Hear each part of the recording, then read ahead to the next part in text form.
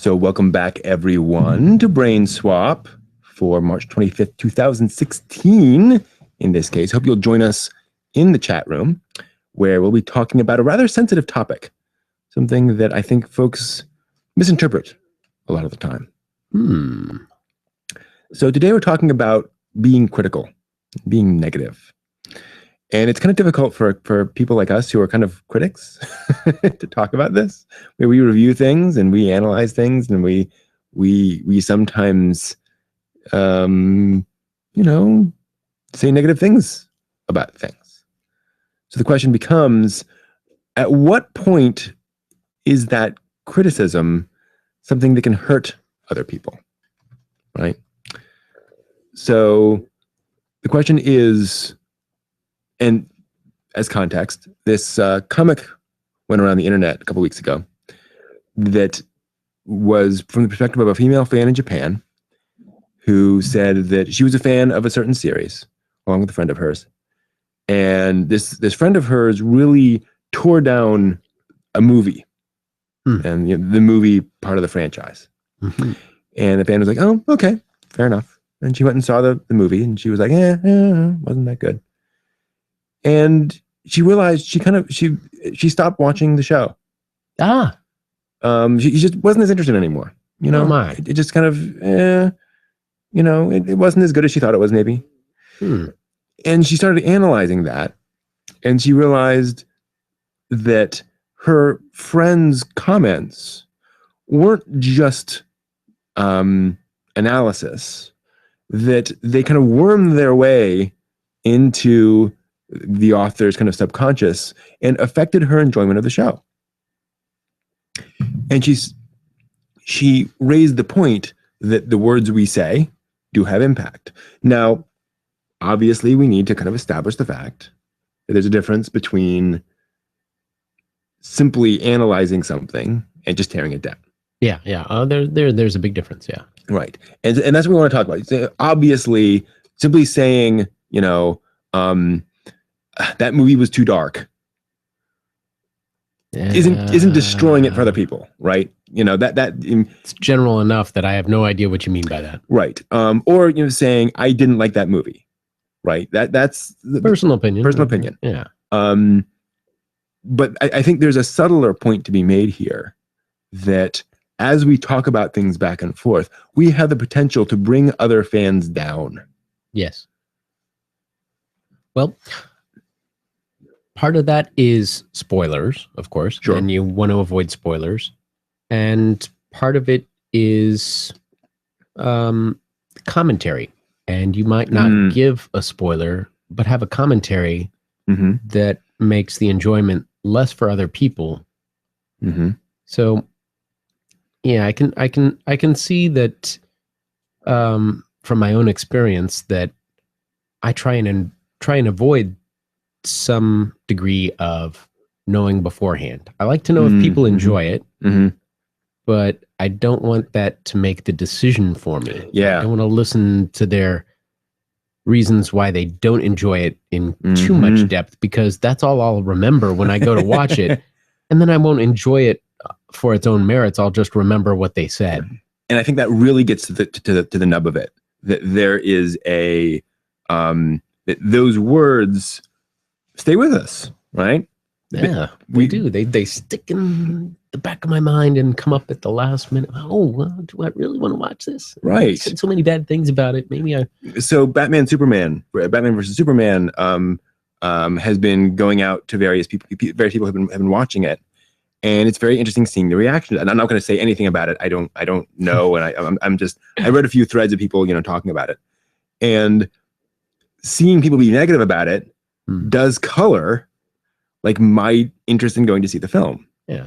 And what's interesting is, and again, it's that question of what kind of negativity are we talking about? There's a negativity in the sense of like, we get together and I go see a movie and I said, it was really, blah, blah, blah, blah, blah. There's a way that can be said that is reasonable, and a way that can be said that kind of sucks any potential joy out of it for the person you're talking to, right? Now, Kaminoko in the chat room points out that there's also a cultural element to this. I think you're absolutely right that there are different cultural expectations as to what you do or don't say to friends, for example, and how you represent other media to people.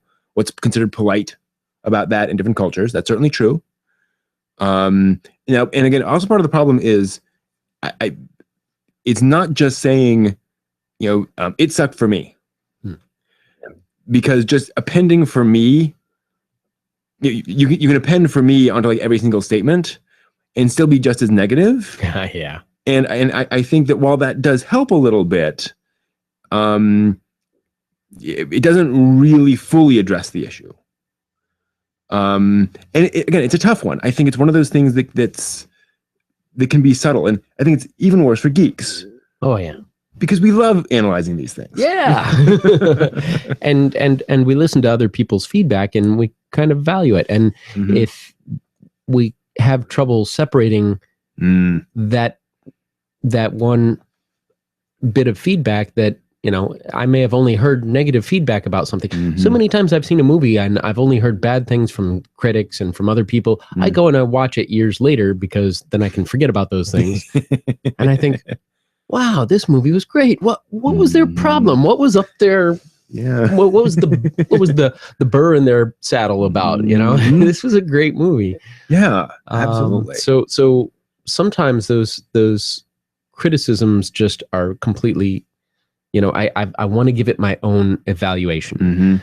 And, sometimes a movie isn't for me. And I'll say, I didn't particularly find it a useful use of my time. But I'm not going to discourage anybody from seeing anything because they may have a different take. A lot of times it's what you bring to an entertainment that really makes it significant or unenjoyable, depending upon what you bring in your own mindset. And it's a kind of thing where if I can give it a clear slate, I enjoy that. If I got some recommendations from people to see it, I've had friends who will try not to overhype a movie. Yeah. They enjoyed it, but they don't want to get the overhype, because that can happen in the reverse as well. Somebody says it's the greatest movie since film was ever created. No, that's a lot to fill. I had that problem with Cowboy Bebop. That was so hyped to me. And then when I watched it, I was like, I'm enjoying this, but it's not challenging my conception of what anime could be. Yeah. It took me a while to it took me a while to come back and really enjoy it on that kind of visceral level. So there's a moderate balance. Well, there's something you brought up earlier, which I really like, is that idea of kind of the intellectual versus the emotional. That like there's a difference between between enjoying a film noir for being a film noir and how well it matches film noir, and saying that was a really well constructed movie and all that stuff, versus enjoying a movie because of how spooky it is, or how much of a thriller it is, or how much it hits your emotions, all those things. And I think when we review things, we have a difficult time separating those two.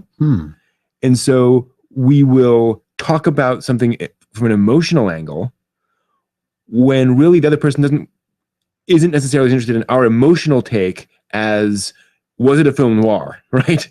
So I think like the Marvel movies are a great example of this, where people can kind of get deadlocked over how much they enjoyed it, when if I want to know what, if I'm going to watch that movie, I want to know, was it more of a team movie? Were the characters arguing all the time, or were they getting along? Like, I want to know those more intellectual things. The emotional thing is going to be so personal that it's not going to come across. But, it is hard for humans generally to separate those two things. I agree. One thing that I found that critics will often do well is they'll not, give away the whole thing, but they'll tell you, if you like this genre, this is an enjoyable version of this genre, or they'll tell who they felt that the target audience is who would enjoy the thing, and that helps me put it in a framework. If the trailer or any of the promos or anything like that don't necessarily match the audience that they were intending, when I get to the movie or the show, I'm kind of disappointed. Yeah, and I like to know that beforehand, because I can set my mind to like a 12-year-old boy enjoying these things, because that's kind of my main mindset. But at the same time, if I'm going in with that mindset and suddenly it's a very mature theme, I kind of want to just sort of prepare myself for it. Yeah. But that being said, it doesn't give it away. It doesn't tell me that I should or shouldn't see it. At one point in the past, back years ago, let me geese for a second.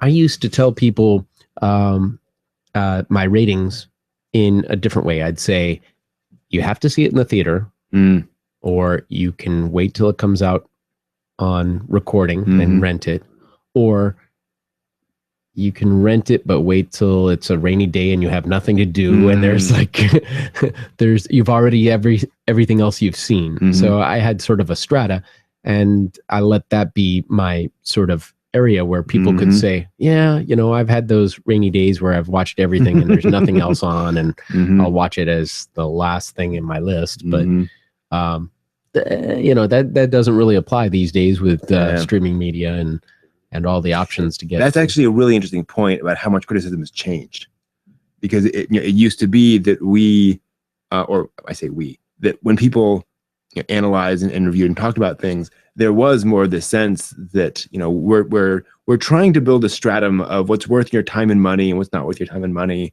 And these days, there's just so much material out there. Like back when we were young, if you were a fantasy fan back in the days, there's a great Ustream channel where they stream all cheesy movies. So it's just all the most ridiculous, cheesy, silly movies. And they'll stream these things. People come on and say, I actually bought this at one time, because I was a fantasy fan and this has swords in it. So I bought it and I enjoyed it. And I realized how cheesy it is. But here's the thing. That's fine. Right? Because back in the day, like you only got 2 fantasy movies a year. And so they may have enjoyed it. I've got it. And so like that's what all you could take, and you were willing to accept that level of cheesiness. But things are kind of changing. Yeah. Now, Fisher points out, and I think you're exactly right. There's a difference between constructive criticism and tearing down a series. And as fans, we sometimes get emotional when a series we love gets any form of criticism. And that's certainly true. When you are digging deep, when you're really digging a series, when you're really loving that series, and someone comes along and says, I think it sucks, that can really dig. That can really hurt. Yeah. And there's a difference between having already seen the series and being able to listen to their criticism and not having seen the entire series. Because I always wonder, I'm halfway through this. Why are they saying it sucks? I've enjoyed it up till now. Does something happen? Or, or they just, and part of me wants to say, well, why do you think it sucks? But part of me doesn't want any spoilers coming out because they might say them. Yeah. Well, and I think that also gets to this question of like, how helpful are we when we are tearing down shows like that? Tearing them down, well, if a person has already seen it, I think analysis based on more objective standards can be appreciated because it stays with here's the truth of the matter. They do use these color palettes. These color palettes tend towards more cheery things, and they did have these characters, and these characters did get more depth of development than the other characters here. So some of those objective things are a little bit more enjoyable in analysis. It's when it starts to get subjective that I have a little bit more trouble. The terms of it sucks, which is a general statement, which is definitely a criticism, but not a critique. Yeah, exactly. That's a great way of putting it. Yeah. There's there's opinion, and then there's helpful opinion, if you will, right? We can say all sorts of things all we want, and that those are our opinion. But then there's a question of, as folks say, communication is what the listener does, right? Communication is not necessarily what comes out of your mouth; it's what the other person hears. Yeah, there's the sender and the receiver, and if the receiver interprets that, it could be totally different than the intent. Mm-hmm. And as Dee points out, I think Dee, you're absolutely right. You need to know the other person as a person to give helpful criticism. It's one of the reasons why when I talk about stuff online, and both of us, when we talk about anime and review things, we try not to be subjective. We try to talk about those more objective elements because we can't know what you like or don't like. Yeah. And it gets more difficult when I think we are approaching it as sort of our biases. Yeah. Well, and for example, I'm not really big into vampires. I love zombies, but for some reason I just don't really get as excited as other people do about the whole craze for vampires that was going on for a while. And I just didn't get it. But, I could appreciate that some people enjoyed that genre and found some aspects of it more enjoyable than the rest of the stuff that was going on. And so I try and treat it carefully, where I'm not saying, this one sucks. Well, why? Because there's vampires? I mean, that would just not be fair for me to do that to somebody just because vampires aren't my thing. They might not enjoy space operas. It's so putting it within the perspective of the genre. Within this genre, this was enjoyable for vampire stories. I'm not a big fan of vampire stories, but this one was enjoyable. And for somebody who doesn't get deep into a lot of the vampire genre, it would be a great introduction to that. And that's a great point too about bias, where a lot of times you'll hear somebody saying I didn't like it, and you realize it's because you don't like romance series or action or whatever, and so of course you didn't like it. It wasn't your cup of tea. And so you have to be careful when you're criticizing and analyzing things to be aware of those biases, that you may just not be getting it on that level, where for them it's that's cool and fun. But yeah, it's figuring out what your biases are before you make a criticism, I think is helpful, because then you can frame it so that the people that you're describing it to realize those biases, and then they have the possibility of not listening to you or saying, okay, yeah, I have those biases too. So it provides a little safety net for. There's see up here. Kaminoko was talking about that with, I think it was Kaminoko with Gundam Wing. I mentioned this in one of my other videos, that I was a big fan of, where was that? I was a big fan of Gundam Wing. And it has a lot of video problems. No, Dee was saying it. Sorry, Dee. I watched Gundam Wing late at night with a friend, halfway through having no idea what was going on. And I loved it for that reason. I was just trying to parse this heavily political, action-y show where they were recycling shots like every episode. And it had this wonderfully over-the-top voice acting, Hero Relina. It was just, we just loved it. And then we got to the end and has this big ending, and then it started over again. Like, oh, that's why this character is doing that. And so I have this blind spot for Gundam Wing. I absolutely love that show beyond all reason. And so when I talk about it, like, I have to be careful that I'm not overselling the show to fans. In the same way that with Madoka Magica, I watched the first 2 episodes and I just couldn't get into it. It just wasn't working for me. And I have to be careful when I'm talking to people to not let that kind of bias of saying that particular structure was just really boring for me. And before anyone says, because I know we're going to get comments about this, I know where it goes. I understand that the first couple episodes are meant to be that way. But it's that kind of thing where you have to be aware of where you're coming from on that, and make sure that isn't unintentionally hurting somebody else by your perspective. I think you brought up a very important point, especially the concept of the blind spot. Yeah. And everybody has their blind spot. I for the longest time, I just loved Full Metal Alchemist. And I couldn't look at it objectively. It's like, they're saying something nasty. I'm not going to listen. But with a little bit of time and separation, and I can look at it more objectively and say, this is a valid criticism or this is not a valid criticism. But that's having already seen the series and then being able to go back and look at it in retrospect. So, but knowing what your blind spots are mean that you can give a better criticism without hurting the anime or the viewership of it. And I think that nicely ties back into this whole larger question, which is that the fact that reviews and criticisms do have a personal effect on people, right? Just like anything we do. And especially when we're talking about things we care about. When I see somebody who moans and complains about a particular Doctor Who actor, I get really annoyed because I've watched that and I'm like, I think they're doing a great job and I really enjoyed that performance. And people are just really dismissive. And that can really affect how I see the show.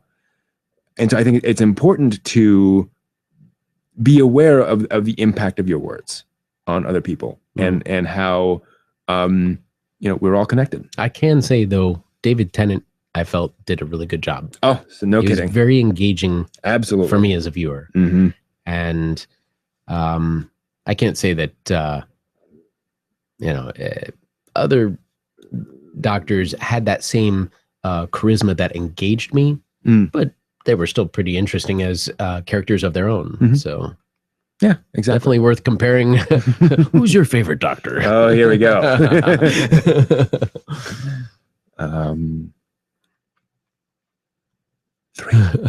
Third. And where's my long scarf? No, there are so many different aspects to this where, and because we're fans. What does fan mean? Fanatic. That's where it comes from. We care really deeply about this stuff. And so I think we do ourselves and others a disservice when we unintentionally hurt others' fandom. Yeah. When we it may grow on them. Right. Yeah. Just like each time there's a new doctor, it takes a while for me to get used to him. But then once I'm used to him, Chris Hardwick talks about this, where he says, whenever Dr. Regenerates, you're like, no, don't go. And the new one comes in, you're like, oh, yeah, all right, fine. And like 3 episodes in, you're like, don't go, never leave me. Exactly. It's so true. It's what's so hard about that franchise. That's interesting. So something that's obviously not popular anime. Okay. Yep. That probably deserves criticism. How do we deal with that? I think we don't. And just sort of, the less said about it, the better. Because there's lots of bad anime I love.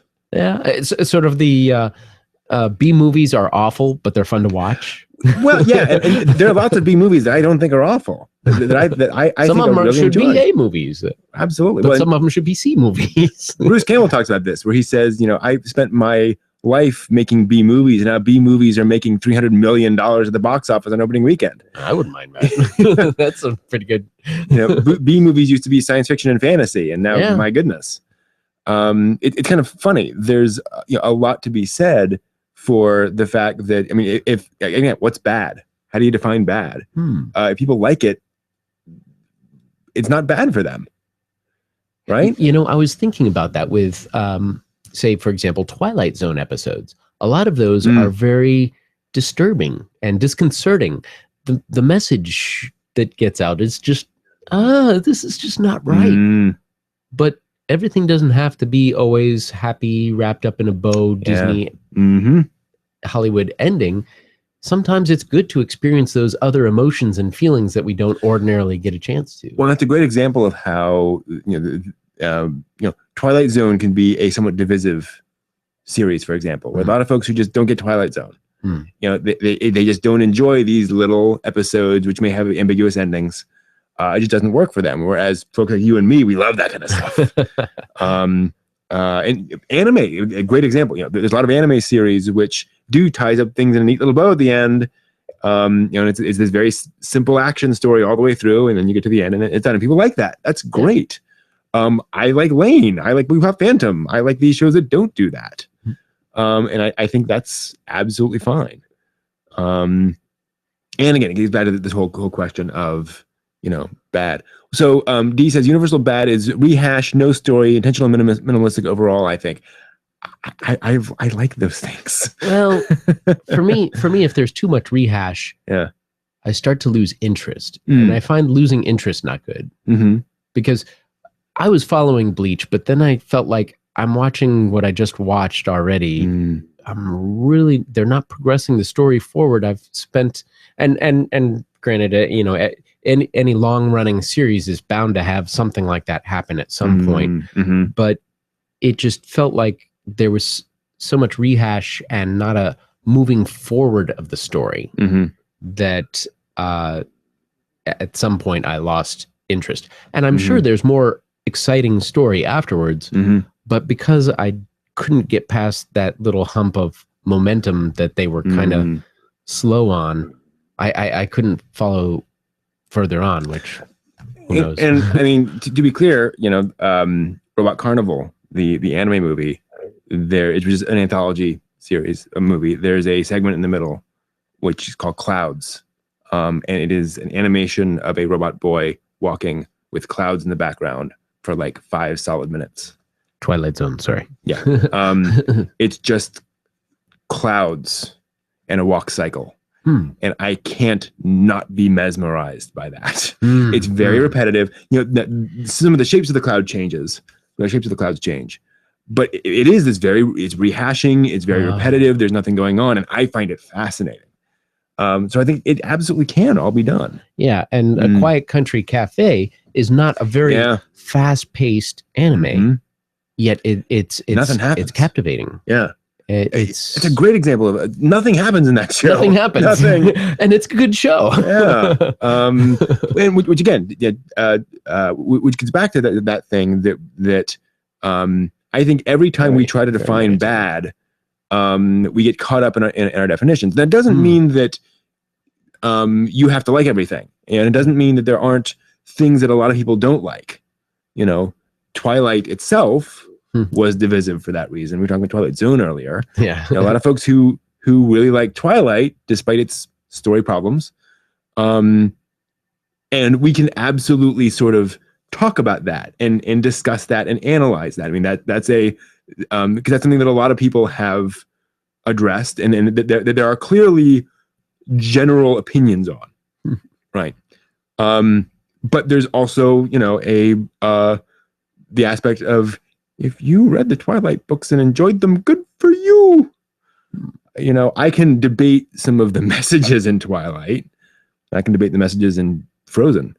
So, there's that kind of thing.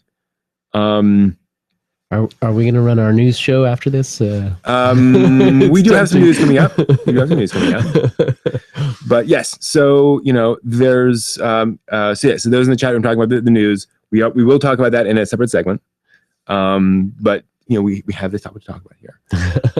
But Furry Curry is a good example, actually, of this. That was very weird. It was hard to follow, and I loved it. And even more, it's one of those shows that some people raved about, and other people just said, "Huh?" Yeah, and it just didn't make sense to people, and it doesn't make it good or bad for them. But it's something where, like, if I went to somebody and said, "You shouldn't watch Furry Curry," it's confusing. It makes no sense. It's just all these things thrown together. I just really don't think it's a good idea. That's unnecessary. Yeah. It's I might say I found it kind of confusing. Watch it and tell me what you think of it, because it didn't make a whole lot of sense to me. And that will at least get them to watch it. And they'll come up with their opinion, and then since they've seen it and I've seen it, then we can discuss. And I say, I loved it.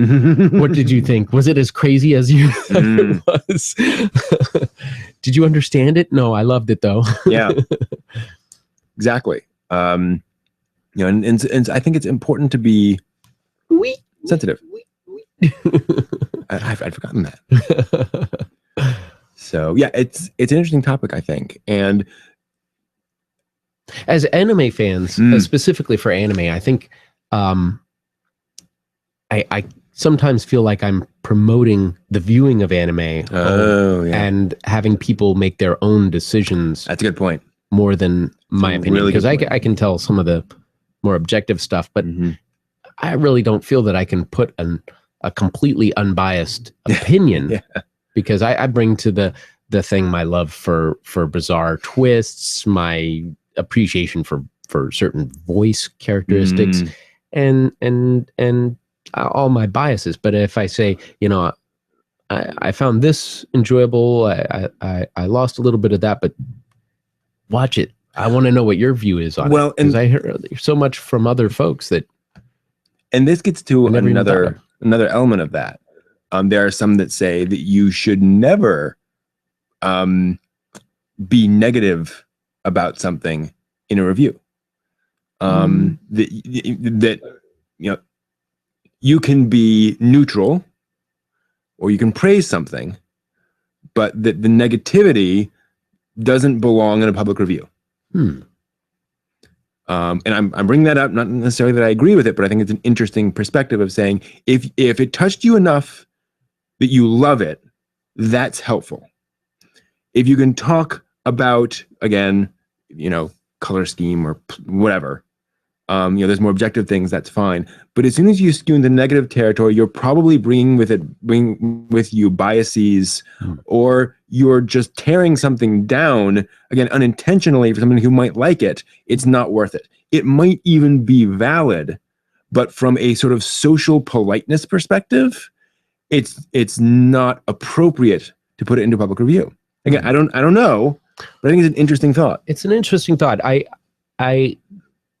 think that I may have trouble with not saying something negative if the general message was something completely opposed to my belief system.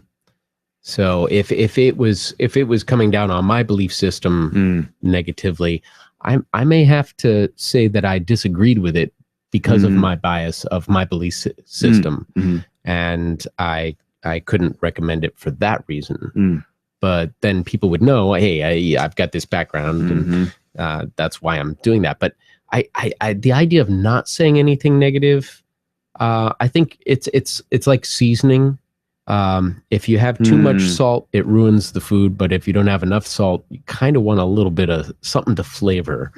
So, although there's different ways of being negative without being harmful to the person trying to get some information out of your review. And so I think there's ways it can be done, but it has to kind of be carefully done. Kaminoko points out that American culture values being able to freely express opinion. I think that's very true. And I think there is a tendency among us to value the Mark Twain isms, our ability to just completely, rip something apart if the dudgeon strikes us.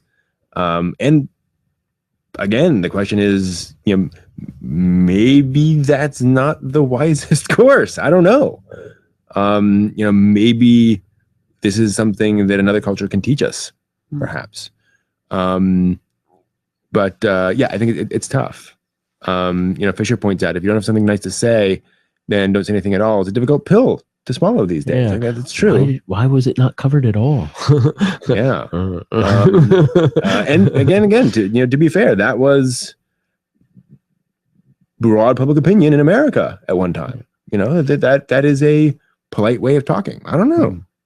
I think it's tough. And I think that's something to be aware of about the public face and the private face. Yeah. It does give a person comfort when both of those are the same face, because they feel completely complete transparency. They don't have to worry about where they are and what environment. But I don't think anyone ever actually does that. Not to 100% degree, I think. Yeah. Although I've seen some people who just speak their mind, and sometimes that could be worse than having a little discretion. Yeah. Yeah, exactly. All right. I think we have covered this pretty darn well this week. I apologize for the scheduling confusion. I put this down for tomorrow rather than today, but I'm glad to see everyone joining us. Yeah. It's a great chat room today, and hope you'll join us next week for more Brain Swap. We're actually going to hang around for a little bit longer on the live stream. Thank you all very much for joining us, and we will see you next time on Brain Swap. We're going to talk a little bit about Furikuri. Furikuri. So yes, so folks in the chat room are mentioning that there is a Furikuri sequel coming out, second season. Cheers everywhere. We have recorded a video about this, which we'll post. But basically, yes, there's going to be 12 more episodes of Furikuri coming in late 2017 or early 2018. Isn't that awesome? Yeah, it's pretty cool. They're getting back much of the original staff. The original creator is on board to supervise. The director of Psycho-Pass will be directing, actually, and Yoshiyuki Sadamoto doing character designs. How did this financing come about? I think Adult Swim I think Furikuri did very well on Adult Swim. And so Adult Swim is saying, okay, here's money. Because they did the same thing with IGPX, or Toonami did back in the day, financing much of IGPX. So I think they were like, yeah, we did it before, well, let's do it again. And this is clearly, and the advantage with Furikuri is that it's a much more atomic thing. Right, you don't have a big existing franchise to slot yourself into. It was around a long time ago, so you can kind of move in your own direction. They've already talked a bit about the plot. It is going to be set many years after the plot of the original Furikuri, with some new characters and some original characters returning. That's all I'll tell you. But they do have an idea of how it's not going to be a direct sequel, but it will be, more plot in that kind of area. So having taken that long hiatus from wondering what happens next, we've finally got some momentum back into it, and it's from the U.S. pushing a commissioning of this. That's just blows my mind. That means our economy is doing better, and we are actually. This is one of these things that I talking with Adam. From Crunchyroll, Adam, last name, Sheehan. Yeah. And he said that anime fans actually buy the DVDs.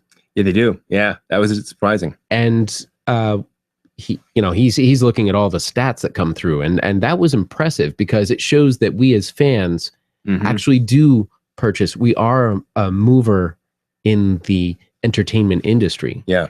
And here's a further proof of that. Yeah. The US is driving a commissioning. Absolutely. Remember we were talking to the dealer in the dealer's room where we asked, what's selling this? Is actually like the big expensive box sets sell. They do. People are buying, even those higher rate box sets. So money is flowing. So we can feel good about buying those box sets and saying, hey, yeah, we're driving some of the entertainment market now. So they're asking in the chat room about Dimension W. So what happened with Dimension W is that Funimation partially financed that, and they're on the production committee. So I think that's interesting. I think, again, that's going back to the old late 90s model where American companies are getting involved. I think it's only healthy. I think at this point, anime companies need the money, and we have the money. So if we can help keep those studios thriving and making more shows, I think that's a good thing. Now, if we could ever get Neuromancer taken over into an anime world, that would be a perfect environment for something. I'm sure they've tried. There have been a lot of efforts through the years to get Neuromancer done. I haven't seen it in anime, but I want to see Snow Crash. Snow Crash. That'd be great. Although, to be honest, I want to see something new. I don't want to see an adaptation. I want to see something. I want to see a new story someone comes up with. Yeah. We'll say. Yeah. So, and again, Netflix is getting into this too. They're definitely putting money into anime productions. So it's pretty cool. This is good news. It's very good news. I'm hopeful that this means that people are actually going to be paying attention to these things, and that we're going to get some actual some more shows. What's going to be interesting is to see how those are marketed. Whether we get kind of a separate class of shows. If Funimation put money into it on the front, they're going to market that much more than another show. So if it becomes this big hand slapping, big layer of shows that are kind of American financed versus everything else, that would be an interesting effect. Who knows? And then, as well, Fisher, you bring it up. What if Funimation says we want more Dragon Ball Z? Right? Not Super. Go back to Dragon Ball Z and make more episodes. That could happen. Who knows? Yeah, Funny's doing very well. Funimation is doing just fine. They're still one of the bigger anime licensing companies out there. I don't know their exact finances right now, though. But they've been hiring on a lot of new staff. So that's usually a sign that they're doing pretty well. They just had a recent posting for someone interested in doing licensing. They've had subtitler positions open for quite a while, and people who are interested in doing brand management, like for a particular show. And let's not forget, this happened with Voltron. When Voltron was made over in America, it was licensed and brought over into America. It was so popular that the American company went back to the original studio and said, please, here is money to make more episodes of this Voltron show that you stopped making. And so they produced a whole, essentially, second season of Voltron. I'm not talking the vehicle Voltron. I'm talking the original Lion Voltron. They went back and made more episodes of Lion Voltron, Go Lion. Well, essentially, more episodes of Voltron. It wasn't even Go Lion anymore. Just for broadcast over in America. So we have had cases where an American company commissions more from an existing show, which is kind of interesting. Who knows? Actually, open positions are indicators that they need more staff. In a company, if you shrink, everyone does what everyone else did before. You're just doing more people's jobs. So it's not that common for to see that kind of growth on job openings if the company's doing poorly. They had all sorts of positions open for a while on DVD authoring. Right now they've got a brand. This is just a posting one day ago. They've got a brand manager opening. They've got a senior general ledger accountant. Was it Emily Neve who was talking about this? Where I think it's Emily Neve who said that approvals, Funimation's I think it was just this past year that Funimation's recording booths are now booked full time. Yeah, they just crank them left and right. It's and usually studios are like that, but they've got a lot of studios, and the fact that they're filled up all the time means that it's moving right along. So it's a great time to look at it. And now, in fairness, part of that is because not many other companies are left. So Funimation picked up a lot of slack. One of the things I hope is going to happen is we're going to see a few more anime licensing companies. If there's this much money to be made, and if people are actually doing this, we might see more folks getting into it, which would be good both for new shows and also for hopefully picking up some of those classics that we never got over here. That it would be very nice and important for us to actually get, like Space Runaway Ideon, people. And we can say there's other groups that are doing things. Sentai. Sentai Filmworks is doing stuff. You look at suddenly now the what was the live adaptation that was done? I'm thinking of brain disappeared. Sorry. I keep watching this series and now I can't remember it. Anyways, they're doing a lot of stuff. Crunchyroll's commissioning some voice acting for things, and they're doing like day of and like within a very short turnaround. When something's released in Japan, you have it for the premium channel there. For some reason I've got Psycho-Pass on my mind, but it's not Psycho-Pass. It's the one with the guy with the hand. Oh my goodness, I can't believe my brain has disappeared. Seen it. I don't know. total brain slip. But I never do that. I never forget anything. No, it's always right there in my brain. I wish. On the tip of my tongue. So so it's pretty exciting. It's a good signal for things to come. Parasite. Thank you. Thank you. I don't know why I couldn't remember. This is one of the reasons we have a chat room. Yeah. So collectively, thank you. Thank you for your support. Liquid, actually, that's a great point. Liquid is I would love to see the larger ecosystem come over here as well. I want to see the dating sims. I want to see the manga, the light novels come over here as well. We've been getting more of that. It'd be great to say, here is canon and here is canon the game, more or less simultaneously. So you can get, all that experience as well. That'd be really neat. That would be nice. We'll see. Fandom is weird that way.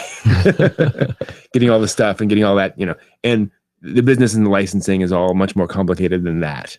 It's not just saying, well, we're going to release this. Well, do they want you to release it? How much is it going to cost? Can you do it the same way they did it? It's very, very complicated. Cool. All right. We've been going for nearly an hour now. So thank you all for joining us again. I screwed the pooch on the time. My apologies on that. We'll be back next week. We actually, we haven't picked our topic for next week. We will back next week with a topic, and we will be talking about cool stuff. So thank y'all. Appreciate you joining us. Exactly. As always. See ya. Till next week.